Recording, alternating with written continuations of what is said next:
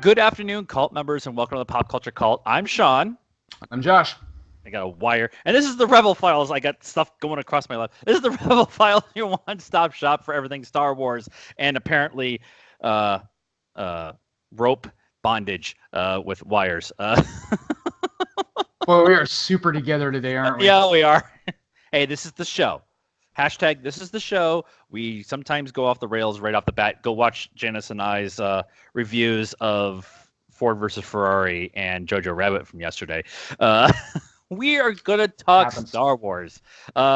We have some news that we're going to talk about, but since we haven't had the chance, Josh and I are going to sit down and talk about chapter 2 of The Mandalorian for a little bit.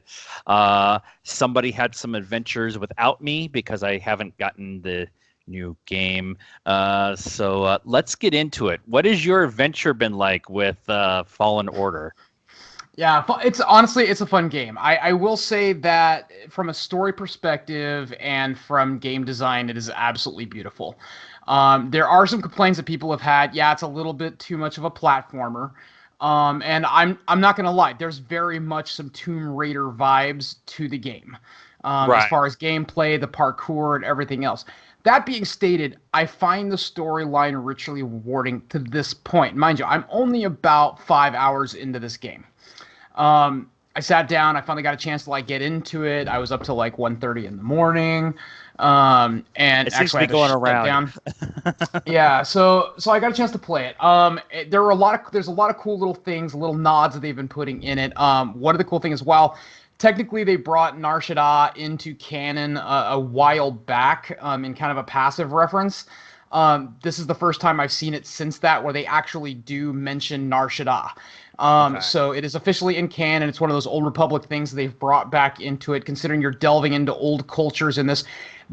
From your end of it being the Dr. Aphra fan, it is very much kind of you're exploring the Jedi Order through artifacts and ancient, orders and things of that nature. Yeah. The graphics are beautiful. The lightsaber customization is fun. Right out of the gate, you can, if you know where to look on Dathomir, you can find the double-bladed lightsaber attachment to customize it. I saw somebody talk about that today online, that you could find it. So so the game mechanics are good. There are puzzles on it, so you get to rooms where you have to do puzzle solving. Platform mechanics are good. I like some people complained about the controls on it being a little weird at points. I haven't found that to be the issue. I think if you played Spider-Man or any of those other ones, I don't think you're going to have a problem with the controller. Right. Now, that being stated, it is light years beyond how EA did Battlefront 2. Even the solo story what's the name of it? Inverso Squadron. Inferno Squadron. Inferno Squadron. Squadron. That's it. So I don't know. Wow, said I couldn't remember Inferno Squadron. So the way they did that linear type of game, you'll see a little bit of throwbacks to it, but honestly, they did such a better job with this. It's been fun so far. I'm sure it's going to get fun. The character development is great so far, and I'm excited to see what the rest of the game is going to be like in the storyline. This is a canon story. Yeah. So for those who are interested, should I play it? Yeah, you probably should, if you get the opportunity. I'm enjoying it so far, and we'll see what the future holds with it. Yeah, absolutely. Everybody who has been talking about it online has been saying a few people have complained that it was shorter than they were hoping it to be because they've already beaten it within a week. Those people are freaks and they have no lives. And all they do is sit around and play video games all day. 18 to 20 hours is what I'm hearing right now. Yeah. Which for a straightforward game is probably about medium length, I guess. Battlefront 2 is about 10 hours or so, 8 to 10 hours. And then there's those games out there that, like 40, 50 hours. And of gameplay. And it's not like you can't go back and play this game again, but almost everyone online has had positive to glowing reviews of the game, which is really good. Somebody today on SCN asked the question with Lucasfilm and Disney and Star Wars nailing the game and so far nailing The Mandalorian, does this put more pressure or less pressure on the Rise of Skywalker? And my initial reaction was, I have no expectations for Rise of Skywalker right now, but if it's even good, not great, you're going to be a super happy Star Wars fan because you got a really good TV series, a really good video game, and a pretty good movie. What else do you want? Yeah, and this is a big universe. It's a very, very large. I didn't even say universe, but it's a large galaxy, for lack of a better term, And it's far, far to flesh away. out, and it's far, far away. But it's a lot to flesh out, and the cats who are beating this game in honestly in 18 hours, I don't know how they're doing it. And if I will only say they're probably completing 18, roughly an 18-hour time frame, if they're just pushing through the storyline and they're taking things. Every single world you go to has secrets, hidden things to uncover, stuff like that. And trust me, for a platformer, there's a lot of nooks and crannies to get yourself into and explore. So I think if they're pushing through it in 18 hours, they're not finding every little thing and all the little nuances that are actually there and kind of the little hidden stuff in the game. I just don't think they're doing it. Right. My adventure has been today's adventure, at least specifically. I drove around for about 2 hours today and just listened to Star Wars music because it was raining, and so I just put Star Wars music on, and it seemed appropriate. I'm catching up on Clone Wars. I'm about to start season 4. I'm really I'm a super Star Wars fan who never had the chance to go and watch Clone Wars. So I'm going back and watching it now, and I'm catching a lot of stuff. And I understand people's passion for that show now. The more I get into it, and it's been Disney Plus has been totally worth it. By the way, like, oh yeah, every penny we've going to spend on this thing has been totally worth it. I just wish the search was a little bit better. That's just my one, The search on everything sucks because you're on your, I've got my PlayStation remote and it's, this one, this one. Just give me a keyboard so I can do it really quick. It's the same thing with me and my Roku. So the Roku is even worse because it's always. And each one is different. Their keyboard is different. So some of them are actually like a keyboard, and some of them are actually like an alphabetical order. So it's a hot mess. Let's get into some news and notes before we talk about The Mandalorian. Today, out of the blue, I don't know if you heard anything. I didn't. We got it's not quite a TV spot. It's like a internet ad for Rise of Skywalker, showing us a bunch of 3-4 second clips, and it's about 30 seconds long. Yep. There wasn't a ton of new stuff in there, except there's a shot of the fleet coming out of hyperspace, and the Millennium Falcon is in front, and they're coming up to some moon or some planet. We get a shot of Rey in Kylo's room looking. The Vader's burnt mask is in the foreground, but the big one that got that's kind of tagging on to what we saw in the trailer where the two of them are destroying the altar together. But the big one I got today was the shot where Kylo is fighting against the wind or the Force or whatever. There's a shot of Rey standing on the same bridge, and it looks like somebody opens the door. I don't know what goes on, but Rey force jumps what looks like if you pause it the right way, where she force jumps from one ship to the other. Now, I think it's probably just a docking bay door that she's jumping over to get away from Kylo. Yep. But anything else in there that you saw that you're like, or of these three things, is anything in there that excites you even more? Yeah, no, they kind of tied this in with the I think it was the Entertainment Weekly, where they just launched 6 new pictures from Return of the Jedi. So obviously this is just a standard media. Yeah, it's a standard media junket. Everything's set to deploy in time together, 30-second ad spots, everything else. Not uncommon, I think, at this type. It's we've obviously been a little bit since the final trailer dropped. They're gonna put these little piecemeal things just to keep your interest kind of at that 9 to 10 level before the movie comes out. So not uncommon, but a couple of interesting things that they had. Obviously, the photos that they posted, I was on my own personal Facebook. I was making jokes about it, obviously, earlier today, looking like the Jungle Cruise shot. But that was a lot of fun because everybody jumping on was getting on. Still talking. Yeah. But I still thought the Canada was the funniest one. But they're showing a couple interesting shots. One of which that was kind of the big one that was talked about was Poe Dameron in the actual flight seat, the flight commander seat, Han spot on the Millennium Falcon. Right. And it makes it the kind of the full circle complete. They've been establishing Poe as kind of Han's replacement as far as character and mentality. Not in the smuggler aspect, but in kind of the defiant general, that type of thing. So. Yeah. It does make it kind of come full circle in that. I do agree that was probably the most interesting shot out of the set. The others look like they were taken from various parts of the trailer, just, good production stills.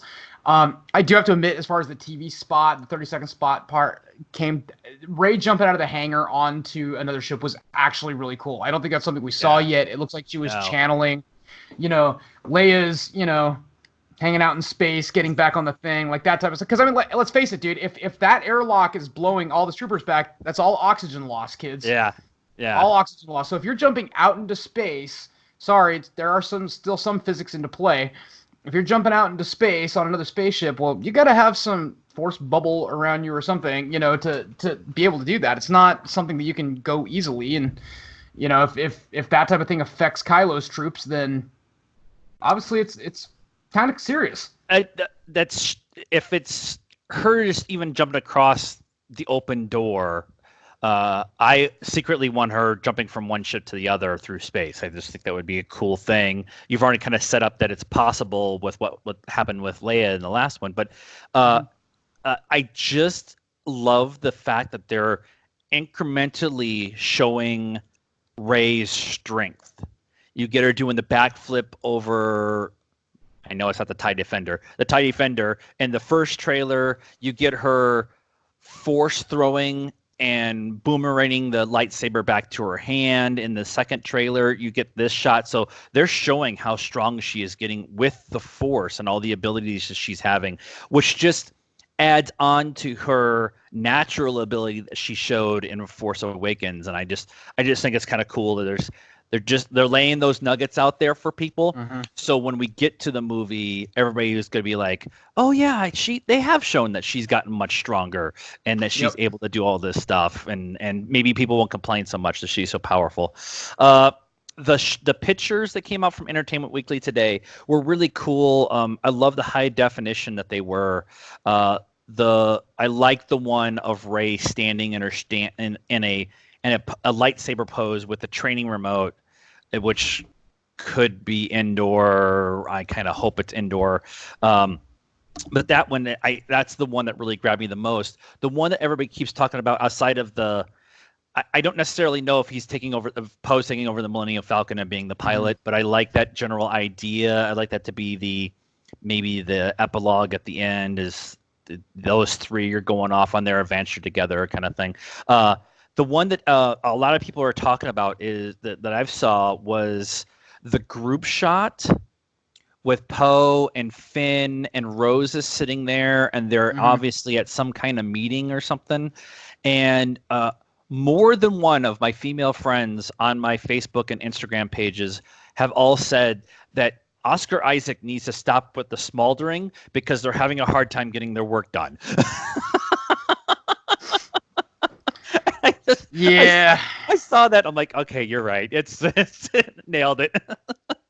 Okay, I'm not really sure which they like more, the Tom Hardy pictures, the Benedict Cumberbatch, or the Poe Dameron. I just, they're just put Oscar Isaac out there, and they're going to be like, oh. He's kind of dreamy. I'm not going to argue the point. Not my type. Let's talk some more about Rise of Skywalker. There was a article that came out. I found it on a Sci-Fi Wire, but there was an article that came. No, that's not Sci-Fi Wire. Sorry. What is this? IndieWire. And IndieWire did a conversation did an article about JJ and kind of some of the stuff that he's going through as he gets ready to do the Rise of Skywalker and how it's different from when he did Force Awakens. And he talked about how he felt like he had the ability to take more chances with this 9th installment of this series because of the chances that Rian Johnson took in the Last Jedi. His quote was, I had it up and then I moved it around, and now I did it. Talk amongst yourselves.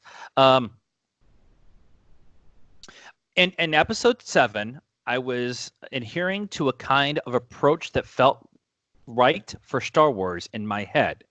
It was about finding a visual language like shooting on locations and doing practical things as much as possible. And we continued that in episode 9, but I also found myself doing things that I'm not sure I would have been as daring in episode 7.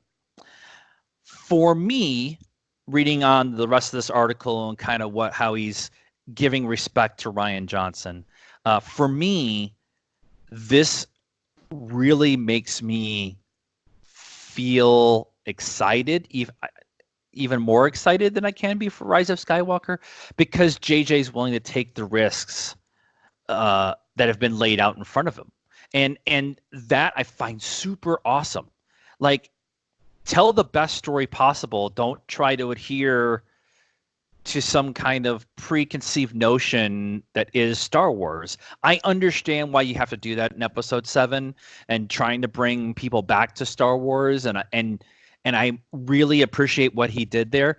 But if you're going to finish this thing out and have it be, 2 hours and 2.5 hours, 3 hours, 17 hours, I don't care how long, take all the chances you can. This is your last chance at this at bat. Just go for it. So what are you thinking? Do you think that this means more crazy stuff like midichlorians, or? Yeah, I don't know if we're gonna get into midichlorians. I mean, I think at this point you can't retcon midichlorians. Sorry, kids, they're in canon, they exist. But it does provide a tangible conduit for Force. I mean, I think trying to explain that at that point in time, that to everyone, that the mysticism, it just wasn't gonna be. If you had to have some tangible connection. I'm not gonna lie. Force Awakens really was a reboot of A New Hope.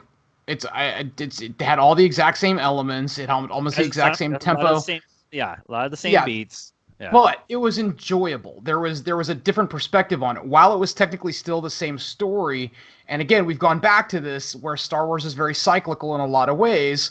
Because let's go back to the Phantom Menace. Right.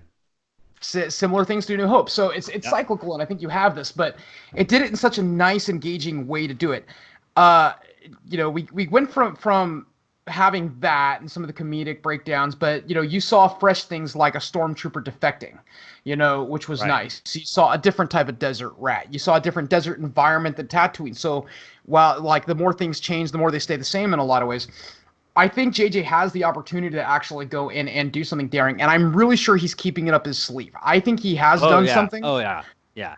I'm not everyone, you hear people always complain, well, don't give it a lost ending. We're not going to get a lost ending on this. I mean, if you really think about the saga. I hate that argument, by the way. I know. He wasn't even involved with the show when they went to end it. I know. Like, he wasn't the director show. Sorry, that's a tangent I could go off on. Sorry, I get it. But it's the same type of thing, here you're ending the saga. I honestly, I might get flack for this in a lot of ways, but at this point, I think it's okay. Blow up the Falcon. Have C-3PO sacrifice himself. Do this. Look, kids, this is the end of the Skywalker saga. These characters are old. We love them. We don't want them to go away. But I think in the construct of storytelling, you let their legends live on. Right. Establish the legends that they are. Kill them off if you have to. I'm going to go back to a Kylo Ren kind of quote. Kill it. Kill the past if you have to. And there's a reason I'm certain they put that passage in there. It's because you do have to let your old heroes die and move on sometimes, but that's why they exist in Legends. And there's still that 30-year period that occurred between Return of the Jedi and, The Force Awakens, that The Mandalorian is set in, that the books are set in. So that's 30 years of exploration, kids. Look how much story you have to tell with those original characters. It just might not be on screen. So it's not like they're going anywhere. It's just that in terms of the canon, this is the end of their saga, but we can still get all the cool stuff that happened in between. That there's still plenty of room for it. So yeah, I think he's going to take chances. I think there's, based off Kevin Smith's reactions, based off the secrecy, how little we're actually seeing out of this movie. I think they're going to end it on a high note. I think they're going to end it on a very emotional note, and I think they're going to end it in such a way that sets the tone for Star Wars to come. We have a future in this saga. It's just not going to be with this original cast. I'm excited to see what that yields. And if just ending it affords us more opportunities to explore different angles of the Star Wars universe, like the Mandalorian is doing, like Cassian Andor's gonna do, like we could get with some Old Republic based stuff, we could get it with the future post Skywalker. There's a lot of capital here to play with. So you know what? It's gonna be fun. There's a ton of capital here, and not being beholden to the Anakin slash Skywalker saga, you can still have those characters be important parts of your story going forward. How can they not be? How can the legend of Vader, or the hero that was Han, or the sacrifice that Luke had, like, how can you not have that be in the lexicon of the history going forward? We do that now with World War II fighters and Civil War fighters and in the States. I mean, so it's having this idea that it's okay, and it's okay to take those chances to do like what you're talking about, to have C-3PO go out in a blaze of glory. I don't want them to blow up the Millennium Falcon, because that would be a really cool kind of connective tissue, going forward, to have it show up every once in a while, that kind of thing. But I understand. I like that idea. I like that idea of let's just do it all. Just Palpatine's freaking coming back. Come on. Like, if we're gonna do it, let's just do it and just go Marvel's for it. Influence. That's Marvel's influence. Yeah, I mean, it's like Captain's dead. Oh, but we're bringing Captain America back, like, next year. Just FYI. So, yeah. Well, nobody stays dead. Nobody stays dead, especially in the comics. Right. If you're gonna move forward to beyond the 9 movie saga, the 17 movie saga, and the Skywalker saga, you can still tell the story of the Force and the galaxy moving forward without Rey, Finn, Poe, BB-8, that kind of thing, and you could do some setup stuff in here where you lay little nuggets, and we come back in 2022 and work those nuggets into what the story is going to be further down the road. But knowing that we've had a example of they came back 30 years later to tell the continuation of the story, do you really think that they will come back with Daisy Ridley as Rey, and Oscar Isaac and John Boyega come back in 15 or 20 years and tell the continuation of this story? Do you think they'll do that kind of thing, or do you just want them to leave it be?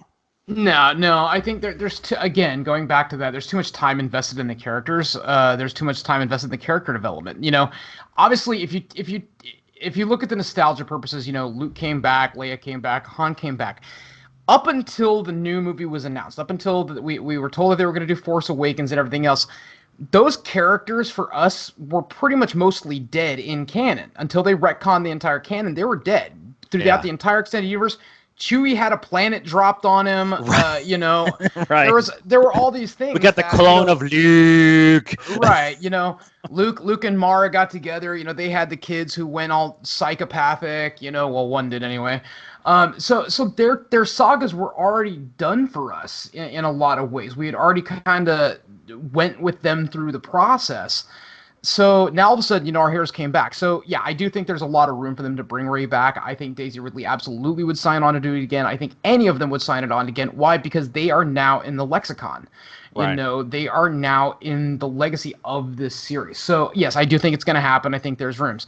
And just because and like I tell people, just because they're necessarily ending the movies does not mean that the canon material goes away. Right. Video games, books, comics, different media, the characters and the legacy lives on. They did it with the expanded universe. They're going to do it with the current canon. You haven't seen the last of them unless they're dead. And even then, hey, a Force Ghost a thing. So I think it's really going to depend on how they establish the roots post the Skywalker arc. Darth Maul came back as half robot, so anything. Yeah, robot legs. And you know what? And here's the cool thing about that. And everyone's like, oh, Darth Maul came back. When they first originally had that, I was like, great. They just wanted to capitalize on a cool character. But at the end of the day, they actually made him into a very intriguing character. Yes. After a result of that, and which is actually really nice because he had the capacity to have this really great backstory, and then he got kind of punked at the beginning of episode 1. So they turned him and they brought him back in a way that was feasible with the technology of the universe, and made him this really, really intriguing character who had such an impact. Yeah. On the development of things. Yeah. If you think about it, if it wasn't for Maul, there would be no resistance. There'd be no rebellion. Yeah. Right. Right. And you don't get the fracturing of the Mandalorians throughout the galaxy, and you don't, you don't get the Darksaber, which leads to Rebels, which leads to what could be going on in this movie or moving forward in this movie. You get all that kind of stuff, and so he's a super integral part. I didn't know we were to have a diatribe about Darth Maul today. This is what happens.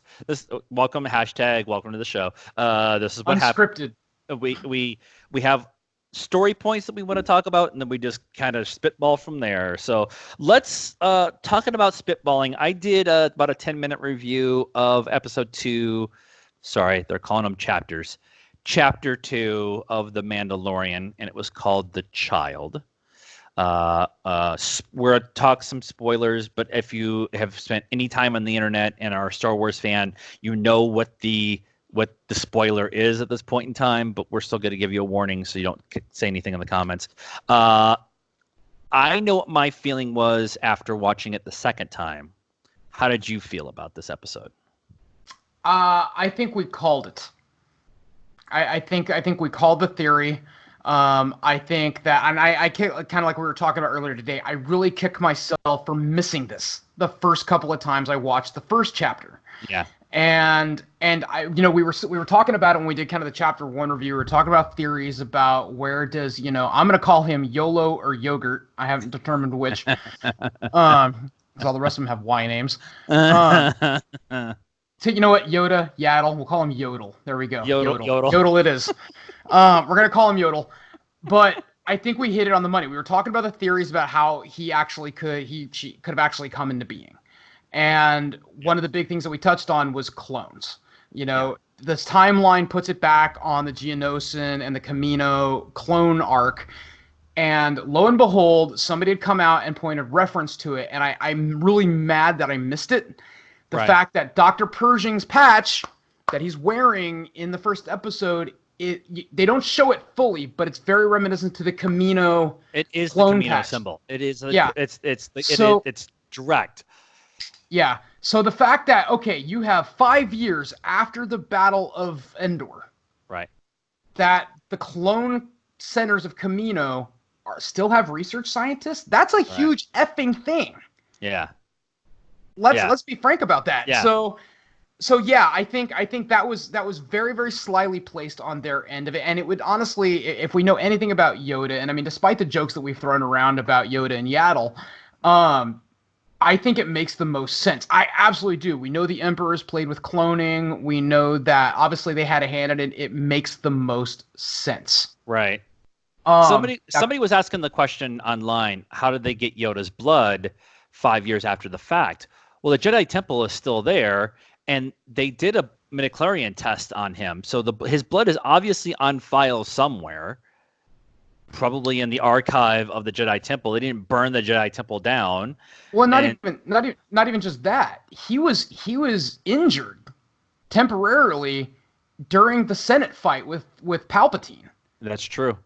So they were in the same room together, duking it out. It's very easy for Palpatine to go back, extract some form. Now, I'm reaching a little bit, but if you think about other movies have done it, it's very easy for him to have extracted it. It's not the weirdest thing that's happened in Star Wars. I mean, true. To be fair. True.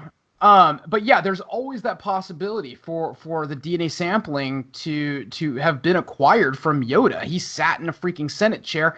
Could have gotten it after Order 66. Could have gone and taken it off his chair in the main council chamber. Who knows? So I do think it makes the most sense, and I think it makes for a very, very, very interesting play in the canon. Oh yeah. My thing about this episode was it showed the Mandalorians he's fallible. And Fallible. he has the ability. He's a badass, and he's a great soldier, and he's got this awesome armor, and he's got these cool guns, and he's a warrior, but he's also human, for lack of a better term, and so he gets injured in the first fight where he gets jumped with the Trandoshans. With the Trandoshans, yep. And then yogurt. We just have to figure out a new Y word every time we go to talk about it. Tries to heal him, like force heal him. So I thought that was interesting. But it was when he had that big fight with the hairy rhino, is what I called him in the review. It showed that he, as much as he is able to handle, big fights and multiple opponents and stuff like that, he still is. He still has a chance of getting hurt or losing, and he was ready to lose, and he was ready to die, protecting yogurt. And so it's the idea that you've set him up in the first one as in the chapter 1, as this orphan who has a code, has a line that he's not willing to cross, and it has an emotional stake in this baby. And then this one, you show that he can't do it on his own. He's going to need to go get help, and he's going to have to protect this thing that he doesn't quite understand, which is one of the things they talked about when he was on the way back. Quill, is it Quill?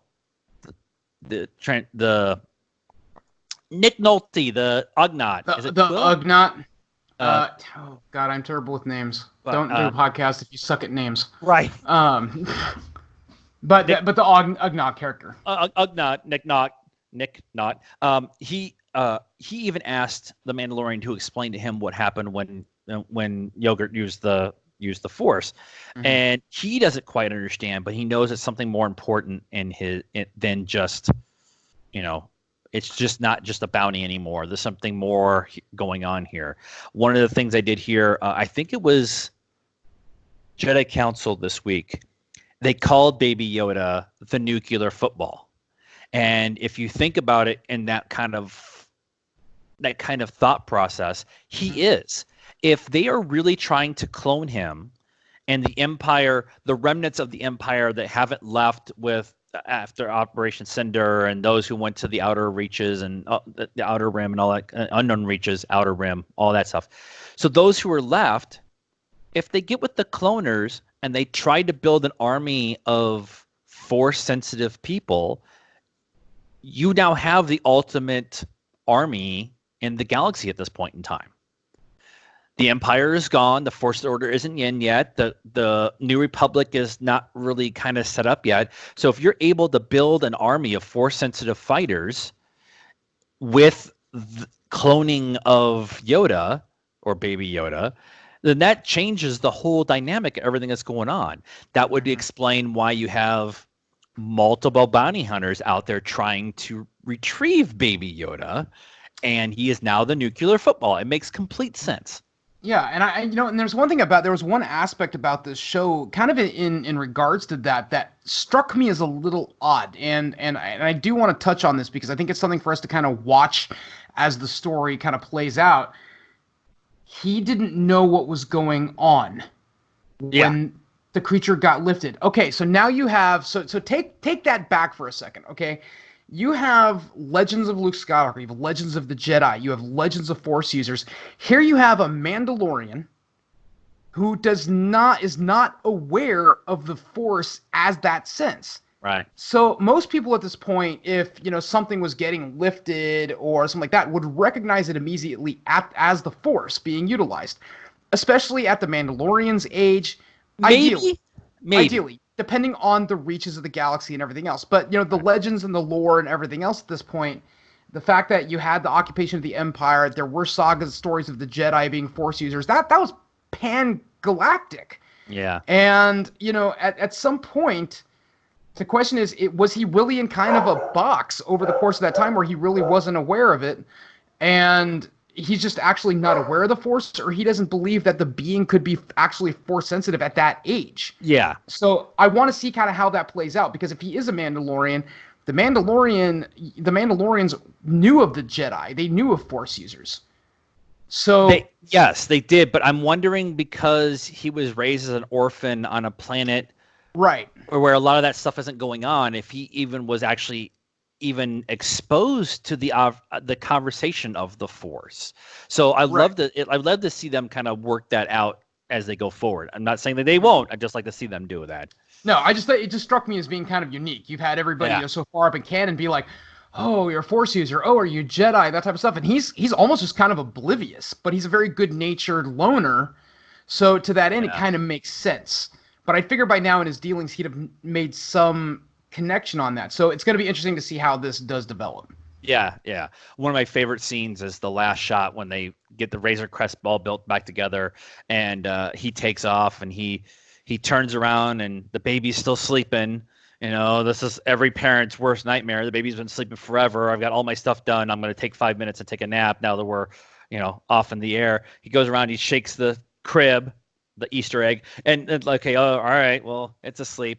And you just kind of see him kind of like settle into his chair, and then the baby sits up, and you just there's no expression on the helmet, but you just see the face like, shit, all right, the baby's awake, all right.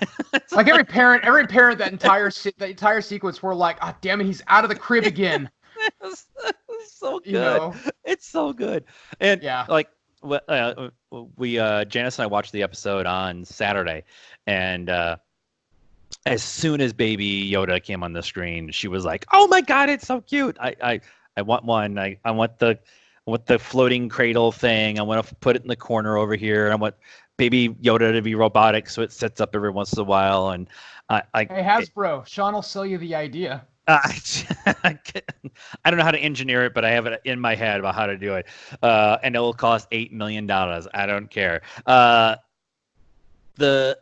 The talk online right now, outside of the episodes that need to be a little bit longer, is people complaining about calling the baby Yoda, and we've kind of joked about it a little bit, but it's kind of becoming a thing online that if they don't give us a name for this thing soon, it's just going to be stuck with Baby Yoda. Like they will eventually give it a name, and it'll be something of importance, or at least they'll explain its origin. But I'm really struggling with people on the internet just to complain about something. You had 2 amazing episodes of a live action TV show that we all put on a pedestal that wasn't reachable, and they blew it out of the water, and you're complaining about them calling it Baby Yoda. Like just enjoy what's going on and let them tell this story. The cast was referring to, I think one of the interviews that came out, they said the cast referred to it as the being the entire time, for the most part, because that's one of those secret little plot devices that they're keeping under wraps for like a big reveal, and justifiably so. So you know what, dude, if we're gonna call it Baby Yoda, let us call it Baby Yoda. That's your only would you prefer Baby Yaddle? No, it's the only reference. That's your 2 reference points. It makes the most sense to call it Baby Yoda. And I like them as a cast talking about it as the being, because the being is what they would have called it as characters on the show. Like it's a being, but we don't know if it's a boy, we don't know if it's a girl, we don't know where it's from.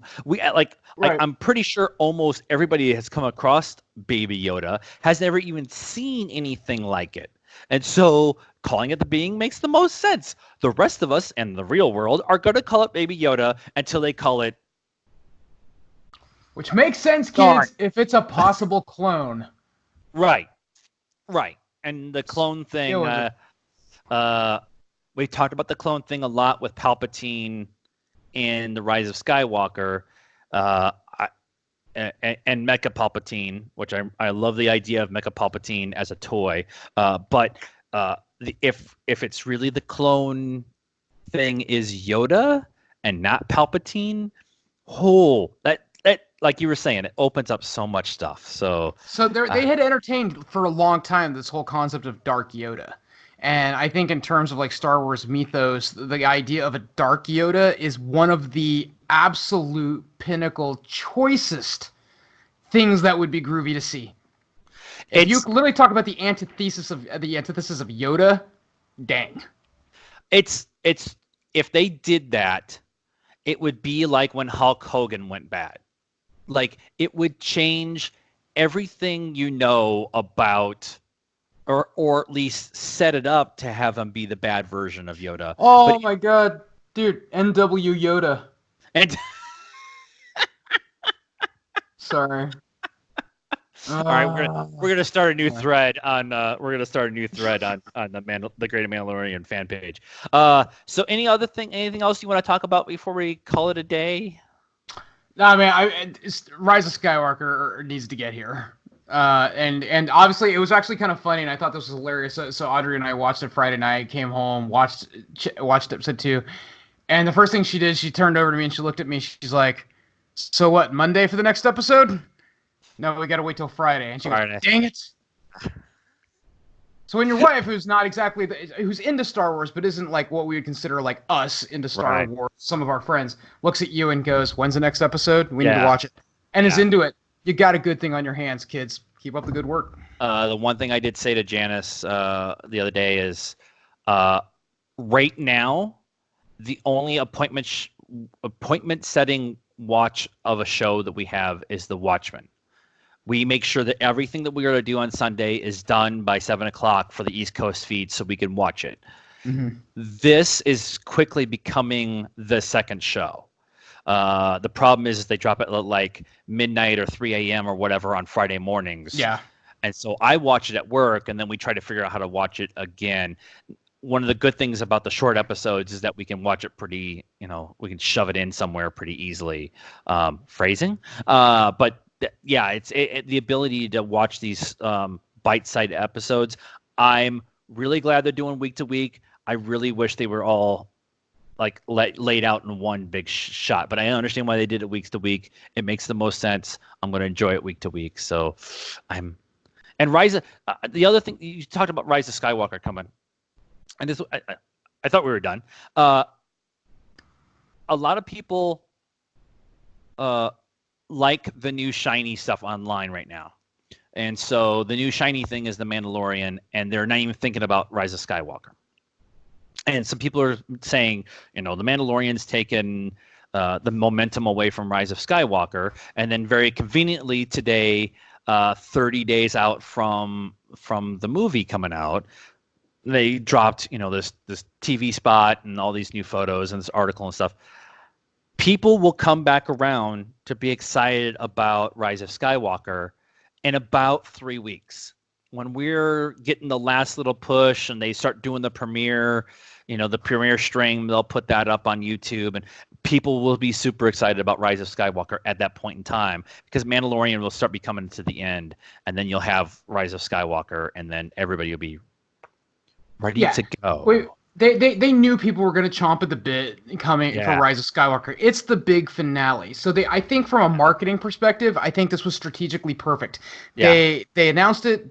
They're giving you the Mandalorian. You got Fallen Order. You've got enough content leading up to Rise of the Skywalker. We've, for us Oculus and VR people, we've got, a new Vader Immortal coming out this month, the third in the chapter and the final installment. So they've done enough to keep us occupied and engaged within the universe up until the release of the movie, because you're going to hit that hard stop, and then it's going to be all about Rise of Skywalker. So you're absolutely right. We've got enough to tide us over. You're going to have something. You're going to have something almost every week. You're going to have at least the show every week, but you have new canon content coming out almost every week to the Rise of Skywalker, and so it's all going to build up to that point. And then I think there's 2 episodes. It's 1 or 2 episodes of The Mandalorian that will happen after the movie comes out. So you'll get all excited for the movie. The movie will be here. You'll be excited about it. You'll come home. You'll debate about it with your friends online in fun. And then you go, oh, wait, we still have the final 2 episodes of The Mandalorian. And then you have Christmas. So then you can play with all the toys that you got for Christmas, all your Star Wars toys. Yep. And honestly, and not to drag to continue this on too much, but I really think that the way they've structured this, and I could be wrong, it might not happen this way, but I think if I were gonna do it, and I was like Filoni and Favreau and everyone else, there's gonna be some tidbit, I'm sure, buried in the Mandalorian because it takes place after Jedi, that is going to impact Rise of Skywalker. Oh yeah. And then you're gonna see Rise of Skywalker, and then you're gonna go back to the Mandalorian. It's gonna deal with that. Yep. I think that's why they set it up the way they did.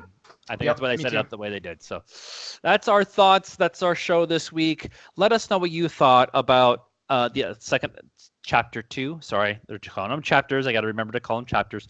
Tell us about the chapter 2, the child, in the comments from your point of view. Also, tell us what you think. Do you think they're going to go balls to the wall crazy in the Rise of Skywalker, and anything else Star Wars that you want to talk about? Please help us out by subscribing to this channel. We have a Patreon going on. Like this video. We have a Facebook group that we are running right now that I'm running. It's called the Great Mandalorian Fan Group. It is on Facebook. The link will be in the description. So is everything else for the Pop Culture Cult, the Facebook page, the Instagram, the Twitter, all that kind of stuff. Help us out by subscribing to all of that fun stuff. I think that's it for this week. To get that all out? There's like 17 more things in my head, but I want to go to the bathroom. So and on that note, boys and girls, let's all go to the party. And if we don't see you, I am one with the Force. And the Force is with us. Take care.